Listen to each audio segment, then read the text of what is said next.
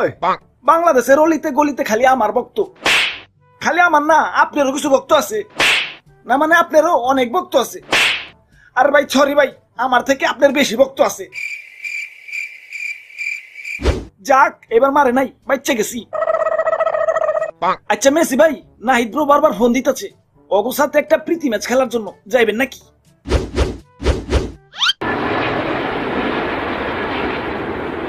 Few moments later. আব্বে হালায় Messi আর Neymar আইতে এত দেরি করবা লাগছে গেলা, আমার চাঁদি কিন্তু হট হয়ে যাইতেছে, চালু করে আইতে কো, নইলে এই যে বললে আমি বাড়ি গেলাম গা। ওরে বাপুরে কারা ওরাই এখনই আইসা পড়বো। ওই যে ভাই উপরে তাকান।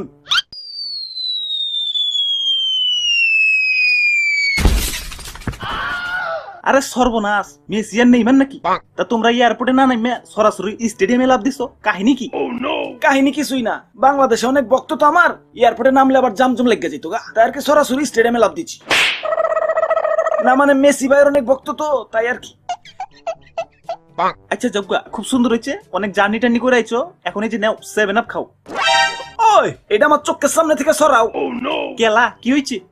এত প্রশ্নের উত্তর দিবার পারম না, সরাবার কইছি সরাও। কেলা কাহিনীটাই তো বুঝতে পারতাছি না, রোনালদোর কোকা কোলা দিলে সরাই দেয়, আর তুমি 7 আপ সরাই দিবার লাগছো, মগের মুলুক পাইছো। ওই রোনালদোর কোকা কোলার সাথে কি শত্রুতা তা জানি না, তবে 7 আপের সাথে আমার পার্সোনাল শত্রুতা আছে। আরে ভাই আপনার কথাই কেমন জানি যেতে জার্মানি গন্ধ পাইতেছি। আচ্ছা মেসি ভাই, চা খাইবেন? চা এক কাপ চাই না দেই।